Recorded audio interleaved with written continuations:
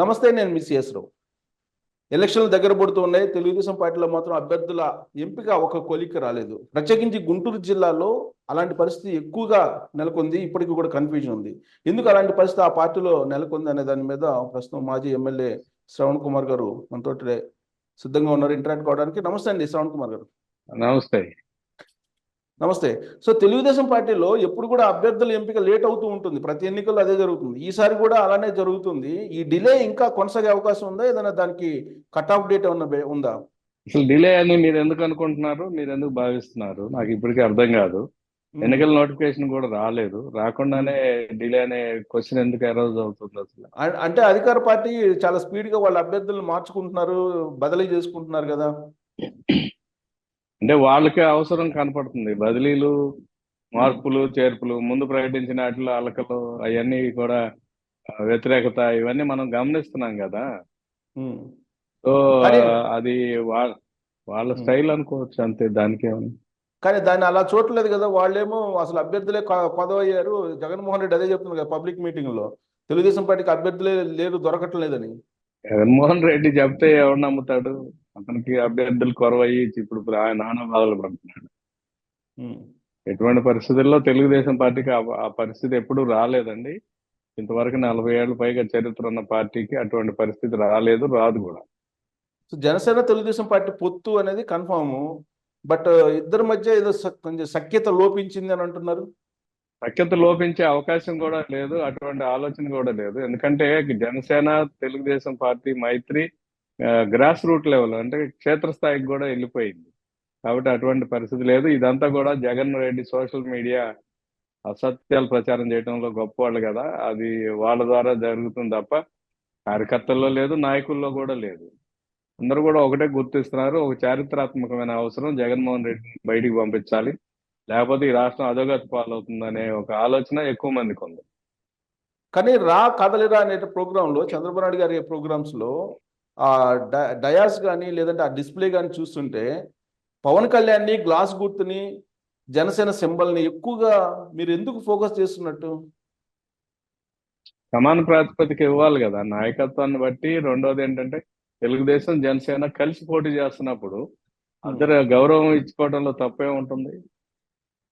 గౌరవం ఇచ్చుకుంటున్నారని మీరు అంటున్నారు, కానీ తెలంగాణలో ఏ విధంగా అయితే టీఆర్ఎస్ పార్టీని పెంచి పోషించారో 2009లో పొత్తు పెట్టుకొని, ఇప్పుడు జనసేన పార్టీతో పొత్తు పెట్టుకొని ఆ విధంగా ఆంధ్రప్రదేశ్లో ఆ పార్టీని పెంచి పోషిస్తున్నారు జనసేన అని చెప్పి కామెంట్స్ వస్తూ ఉన్నాయి. దానికి ఏమంటారు? మేము పెంచి పోషించవచ్చు. ఆయన పార్టీ పెట్టి కూడా 10 ఏళ్ళు అయింది. ఆయన పార్టీని అరెస్ట్ చేసుకుంటాడు, పెంచి పోషించుకుంటాడు. మేము ఒక చారిత్రాత్మక అవసరం దృష్ట్యా కలిసి పనిచేయాలని నిర్ణయించుకున్నారు. అది కూడా పవన్ కళ్యాణ్ గారు ఒక సందర్భోచితంగా ఆయన ముందుకు వచ్చాడు, దాన్ని తెలుగుదేశం యాక్సెప్ట్ చేసింది.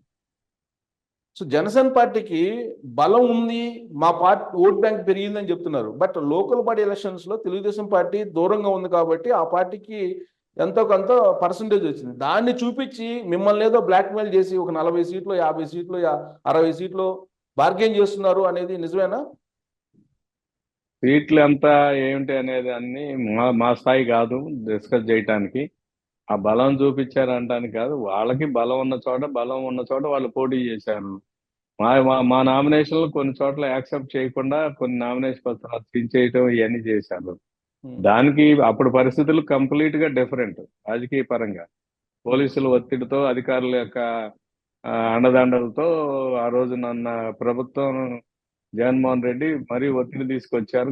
గందరగోళ పరిస్థితులు ఉన్నాయి. దానికి దీనికి అసలు మీరు చెబుతున్న లాజిక్ పార్టీల్లో ఎక్కడ చర్చల్లో కూడా లేదు.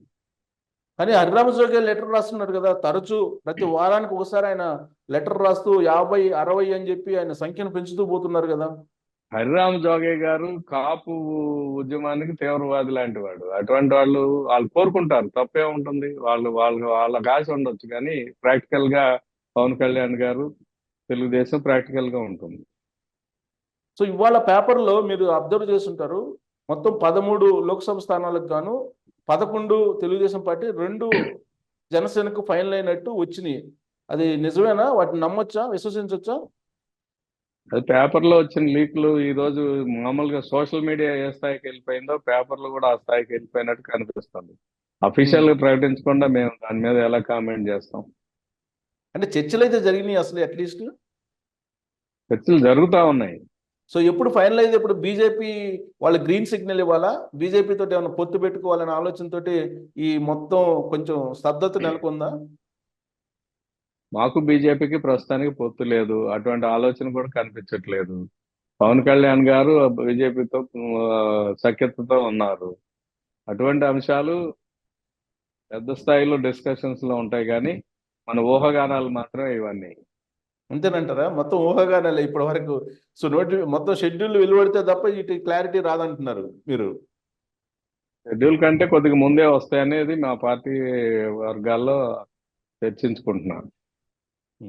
సో గుంటూరుకు వచ్చేటప్పటికి, గుంటూరు పెమ్మసాని చంద్రశేఖర్ అనే అతను, ఒక అతను 2 రోజుల క్రితం ఫ్లైట్ లో దిగాడు అమెరికా నుంచి. ఆయనకి ఏదో పార్లమెంట్ టికెట్ ఇవ్వబోతున్నారు అనేది ఇప్పుడు హాట్ న్యూస్. ఏంటి అది పరిశీలనలో ఉందా అసలు? ఆయన పేరు పరిశీలనలో ఉందని చెబుతున్నారు. ఒకటేంటంటే పోయినసారి కూడా ఆయన ప్రయత్నాలు చేశాడు. నర్సరావుపేట పార్లమెంటు విషయంలో ఆయన కొద్దిగా, ఎందుకంటే ఆయన నేటివ్ ఆఫ్ తెనాలి కురిపాలెం అయినప్పటికీ నర్సరావుపేటలో ఫ్యామిలీ కొన్నాళ్ళు ఉన్నారంట. అందుకని ఆ ప్రాంతం గుంటూరులో గల్లా జయదేవ్ గారు ఉన్నారు కాబట్టి నర్సరావుపేట కోసం ప్రయత్నం చేశారు.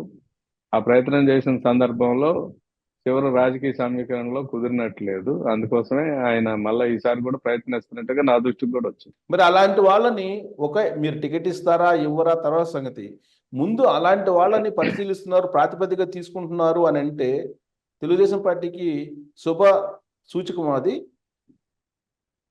అలా కాదండి, అసలు అడిగి నా అభ్యర్థన నా అభ్యర్థిత్వాన్ని పరిశీలించండి అని పార్టీకి అనేక మంది అడుగుతూ ఉంటారు. దానికి ఏముంది? ఇప్పుడు ఇతర దేశాల్లో నివసించిన వాళ్ళు కూడా ఎమ్మెల్యేలు గెలిచిన సందర్భాలు ఉన్నాయి, ఎంపీలు గెలిచిన సందర్భాలు ఉన్నాయి. కొంతమంది సిటిజన్షిప్ మీద తెలంగాణలో మనకు తెలుసు, చాలా విషయాలు మన అందరికీ రాజకీయాల్లో ఉన్న ప్రతి ఒక్కరికి తెలుసు కదా. ఇప్పుడు నేను సేవ చేయటానికి వస్తున్నాను, నాకు ఈ అవకాశం కల్పించండి, మా మాతృభూమికి సేవ చేయాలనుకుంటున్నానని అడగడం తప్పు ఎలా అవుతుంది? తప్పులేదు, కానీ ఇప్పుడు పోటీ ఎవరి మధ్య? వైసీపీ తెలుగుదేశం పార్టీ మధ్య పోటీ అక్కడ. వైసీపీ ఏమో ఏమీ లేనటువంటి వాళ్ళకు కూడా ఎంపీ టికెట్లు, ఎమ్మెల్యే టికెట్లు ఇచ్చి వాళ్ళు అభ్యర్థులు నిల్చోబెడుతున్నారు, ప్రజల్లో తిరిగేటువంటి వాళ్ళని, అందుబాటులో ఉన్నటువంటి వాళ్ళని. ఎన్ఆర్ఐని తీసుకొచ్చి మీరు మీ పార్టీలో ఫోకస్ చేస్తూ ఉంటే, ఈ 5 సంవత్సరాల పాటు రకరకాల కేసులు పెట్టుకొని జైలు జీవితం గడిపి కష్టాలు పడినటువంటి క్యాడర్కి ఎలాంటి సంకేతాలు వెళ్తాయి అనుకుంటున్నారు? మీ సమాచారం 100% తప్పు. ఎందుకంటే వైసీపీ వాళ్ళు ఏం లేని వాళ్ళని తీసుకొచ్చి పెడుతున్నారని అనేది కరెక్ట్ కాదు.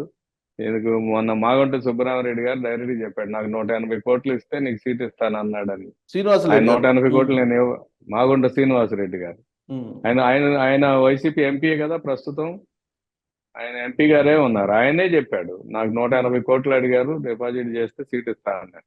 అందుకని మీకు కూడా కొద్దిగా సమాచారం కొద్దిగా అసంపూర్ణంగా ఉన్నట్టుగా అనిపిస్తుంది. అది కాకుండా ఎక్కడో అంబటి రాయుడు అనే అతన్ని తీసుకొచ్చారు, ఒక 6 నెలలు తిప్పారు. అంబటి రాయుడు ఎందుకు ఇవ్వలేదు సీటు? అట్లా అంటే ఇది రాజకీయం అండి. రాజకీయాల్లో రాజకీయ పక్షాలు ఏం ఆలోచిస్తాయంటే అభ్యర్థిత్వాన్ని పరిశీలిస్తారు. మేము అట్లా తిప్పి నీకు ఇవ్వమని చెప్పలేదు కదా. ఇప్పుడు ఒకటి శ్రవణ్ కుమార్ గారు, మీ పార్టీ మీద కూడా చాలా క్లియర్ గా వైఎస్ఆర్ కాంగ్రెస్ పార్టీ చేసిన ఆరోపణ ఏంటంటే, ఎవరికి టికెట్ కావాలన్నా ఎంపీకి 100 కోట్లు డిపాజిట్ చేయండి, ఎమ్మెల్యేకి 50 కోట్లు డిపాజిట్ చేయండి అని చెప్పి డైరెక్ట్ గా అడుగుతూ ఉన్నారు తెలుగుదేశం పార్టీ అధిష్టానంలో ఉన్నటువంటి కీ లీడర్లు అని చెప్పి డైరెక్ట్ గా వినిపిస్తున్నారు కదా వాళ్ళు. నేను అడుగుతుంది ఒకటేనండి మిమ్మల్ని, అక్కడ ఒక స్థానికంగా ప్రజెంట్ ఎంపీ గారు చెప్పాడు 180 కోట్లు ఇస్తే నీకు సీట్ ఇస్తానన్నాడని. ఇక్కడ ఒక్కళ్ళు కూడా ట్రై చేసుకునేవాడు కానీ, బయట వాడు కానీ, లేకపోతే అందులో ఆ ప్రయత్నంలో విఫలమైనవాడు కానీ ఎవరైనా చెప్పినట్టు దాఖలా ఉందా మనకి?